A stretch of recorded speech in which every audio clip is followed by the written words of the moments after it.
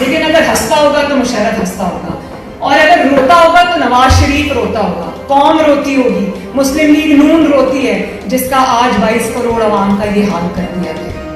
جب کسی کٹ پتلی کو لا کے مسلط کیا جاتا ہے ہمارے سروں کے اوپر, 22 کروڑ عوام کے اوپر, جب ووٹ کسی اور کو ڈالا جاتا ہے اور نکلتا کسی اور کے نام ہے, تو پھر صرف ایک کٹ پتلی وزیر اعظم نہیں بنتا کہ آپ کی اسپیچ سے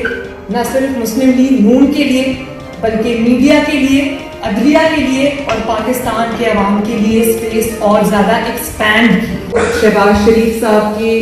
جو انفارچونیٹ گرفتاری ہے اس کی بھرپور مذمت کرتی ہوں, اور میں ان کو خراج تحسین پیش کرتی ہوں کہ اس بھائی نے نہ صرف بھائی ہونے کا حق ادا کیا بلکہ اس نے اتنی ذاتی مشکلات برداشت کرتے ہوئے, سیاسی مشکلات برداشت کرتے ہوئے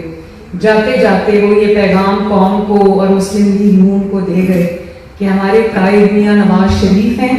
ہم میں کوئی تفریق نہیں ہے, ہم دو نہیں ہیں, ہم ایک ہیں, اور انشاءاللہ تعالیٰ ہم ایک ہو کے اپنے قائد محترم کے بیانیے پہ لڑیں گے. تو شہباز شریف صاحب کو ہم سب کا سلام, مسلم لیگ نون کا سلام, اللہ تعالیٰ ان کو خیریت سے جلدی اپنے گھر واپس لائے. دوسرا قائد محترم آپ نے بالکل صحیح فرمایا کہ الیکشنز جو ہیں وہ رگ ہوئے, ہم سے چھینے گئے, ہم اس کو قبول کر لیں, اس کو سچ مان کے بیٹھ جائیں اور اس کے بعد آج تک جو ہوتا ہے اس کو ویلیڈیٹ کرتے جائیں, یہ بہت بڑی زیادتی ہوگی. میں نے آج تک نہ عمران خان کو وزیر اعظم کہا, نہ میں نے آج تک عمران خان کو وزیر اعظم مانا. ایسے انسان کو تسلیم کر لینا, ایسے نظام کو تسلیم کر لینا ان اٹ سیلف ایک بہت بڑا قومی نقصان ہے, لیکن اس نظام کو, ایسے انسان کو جڑ پکڑنے دینا, اس کا راستہ نہ روکنا, اس کے سامنے مزاحمت نہ کرنا ناقابل تلافی نقصان پہنچا سکتا ہے پاکستان کو. کیونکہ یہ نقصان صرف آج کے لیے نہیں ہے قائد محترم, یہ آنے والی نسلوں کے لیے ہے. کیونکہ جب کٹ پتلی کوئی وزیر اعظم بنتا ہے, جب کسی کٹ پتلی کو لا کے مسلط کیا جاتا ہے ہمارے سروں کے اوپر, 22 کروڑ عوام کے اوپر, جب ووٹ کسی اور کو ڈالا جاتا ہے اور نکلتا کسی اور کے نام ہے, تو پھر صرف ایک کٹ پتلی وزیر اعظم نہیں بنتا, پھر ایک کٹ پتلی نظام جو ہے وہ قائم نہیں ہوتا, پھر وہ مزید نئی کٹ پتلیوں کو جنم دیتا ہے, ان کو تخلیق کرتا ہے اور بلا خوف و خطر کرتا ہے. اداروں کا جتنا, بہت اداروں کی بات ہوتی ہے, لیکن اداروں کا جتنا استحصال, جتنی بدنامی اس عمران خان نامی شخص نے کرائی ہے, میرا نہیں خیال کہ اس کی کبھی مثال بھی ہوتی ہے. اور آپ یہ دیکھ لیں کہ کوئی ادارہ اس کے قہر سے نہیں بچا. جن کو کہتا ہے کہ ہم ایک پیج پہ ہیں, میں تو یہ کہتی ہوں کہ 72 سال میں اگر ایک پیج پہ ہونے سے یہ معاملات ہوتے ہیں تو اللہ کرے کبھی کوئی ایک پیج پہ نہ ہو. آپ صرف یہ دیکھیں کہ کون کون سے ادارے کو اس نے نشانہ نہیں بنایا, چاہے وہ نیب ہو, چاہے وہ پاکستان ہو, چاہے وہ عدلیہ ہو, چاہے وہ میڈیا ہو, چاہے وہ کوئی بھی ادارہ ہو, چاہے وہ یہ جو FIA کا ادارہ ہو, SECP ہو, سب اداروں کے اوپر اس نے سوالیہ نشان اٹھا دیا, اپنے پیٹی پالیٹکس کے لیے ان کو استعمال کیا. اور آپ عدلیہ کو دیکھیں, عدلیہ بھی جتنے دباؤ میں ہیں. آج میری نظر سے وہ ریمارکس گزرے تھے جس میں کہا گیا کہ ایک ملزم یا مجرم باہر بیٹھ کے ہنستا ہوگا کہ میں سارے نظام کو بیوقوف بنا کے چلا گیا. تو مجھے قائد محترم ایک لمحے کے لیے لگا کہ یہ شاید یا تو عاصم سلیم باجوہ کی بات کر رہے ہیں یا مشرف صاحب کی بات کر رہے ہیں. تو مجھے تو ایک لمحے کو بالکل ایسا لگا کہ یہ مشرف کی بات کر رہے ہیں, کیونکہ جس انسان کو بیماری کی وجہ سے اس حکومت نے خود, عدالتوں نے خود باہر بھیجا, آج اس کو مجرم قرار دیا جا رہا ہے, آج اس کو ایبسکونڈڈ ڈکلیئر کیا جا رہا ہے. لیکن مشرف کا بھی سامنے رکھنا چاہیے کہ وہ مکھے دکھاتا ہوا اگر صحیح معنوں میں کوئی اس نظام کا, اس ملک کا, آئین کا, قانون کا مذاق اڑاتے ہوئے اس پاکستان سے فرار ہوا ہے تو اس کا نام ہے پرویز مشرف. اور اگر کوئی آج گھر بیٹھا ہنس رہا ہوگا تو اس کا نام ہے جنرل عاصم سلیم باجوہ. کیونکہ پولیٹیشنز تو اپنے ناکردہ گناہوں کی سزا بھگت رہے ہیں, پولیٹیشنز تو جو ان کی جنریشنز نے نہیں کیا، ان کی جنریشنز ان کا جو احتساب ہے وہ بھگت رہے ہیں، انتقام کو بھگت رہے ہیں. لیکن اگر ہنستا ہوگا تو مشرف ہنستا ہوگا، اور اگر روتا ہوگا تو نواز شریف روتا ہوگا، قوم روتی ہوگی، مسلم لیگ نون روتی ہے جس کا آج 22 کروڑ عوام کا یہ حال کر دیا گیا. تو میں اگر کوئی چکمہ دے کے گیا ہے قائد محترم پاکستان کو، عدالتوں کو، تو اس کا نام ہے پرویز مشرف. عدالت جاتا جاتا ہسپتال پہنچ گیا اور ہسپتال سے سیدھا پاکستان سے باہر پہنچ گئے. تیسری بات میں جلدی ختم کروں گی کیونکہ مغرب کا ٹائم بھی بالکل اب ہونے والا ہے. تو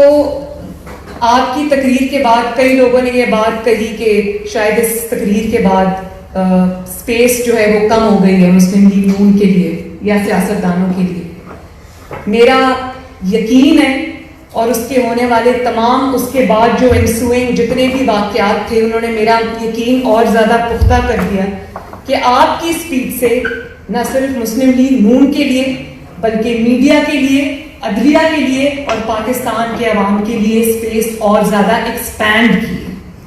اب اس کے بعد سے میڈیا پہ جس قسم کے ایشوز ڈسکس ہو رہے ہیں، میڈیا پہ جس قسم کی باتیں ہو رہی ہیں، جس قسم کی اسپیس میڈیا کو ملی ہے، جس قسم کی اسپیس سول سوسائٹی کو ملی ہے، لوگوں کو بات کرنے کے لیے زبان ملی ہے، تو اس کا کریڈٹ قائد محترم ڈیفینیٹلی آپ کو جاتا ہے، بالکل آپ کو جاتا ہے. اور یہ بات مسلم لیگ نون بھی مانتی ہے. اور اب بھی میں سمجھتی ہوں کہ اے بی سی کا جو ایک ہسٹورک اعلامیہ تھا، یہ موقع قوموں کی قسمت میں، قوموں کی زندگیوں میں بار بار نہیں آتا. میں یہ سمجھتی ہوں کہ آج اگر حکومت ختم کرنا بھی کوئی بڑا مسئلہ نہیں اور اس حکومت کے ختم ہونے کے نتیجے میں نئے الیکشن کرانا بھی بہت بڑا مسئلہ نہیں ہے، ان الیکشنز کے بعد دوبارہ حکومت بنا لینا بھی مسئلہ نہیں ہے. مسئلہ جہاں پہ آتا ہے وہ یہی ہے کہ کیا اس طرح عوام کے ووٹوں سے آئی ہوئی جو حکومتیں ہوتی ہیں اسی طرح ان کو خدمت کرتے کرتے گھر بھیجنے کے حکم صادر ہوتے رہیں گے. تو اس مسئلے کو آج ایڈریس کرنے کا موقع آیا ہے اور میں مسلم لیگ نون سمیت، اور یہ بھی بڑی اچھی بات ہے کہ جی اے پی سی کے اندر جتنی بھی جماعتیں، بلکہ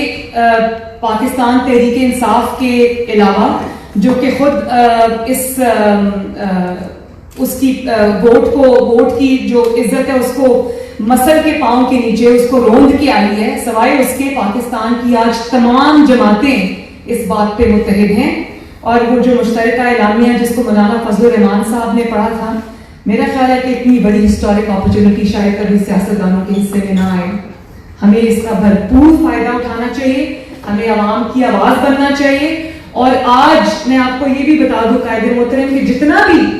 آپ دیکھیں 3 سال سے 4 سال سے مسلم لیگ نون کے اوپر کیا کیا وکٹمائزیشن نہیں ہو رہی. یہ پہلی بار ہے کہ جب پنجاب میں اسپیشلی اور پورے پاکستان کے اندر لوگوں کو یہ پتا ہو کہ اسٹیبلشمنٹ کسی کے ساتھ نہیں ہے یا ہوا جو ہے وہ دوسری طرف چل پڑی ہے، اور اس کے باوجود اوور ویلمنگلی 2018 کے الیکشن میں لوگ آپ کو ووٹ دینے نکلے.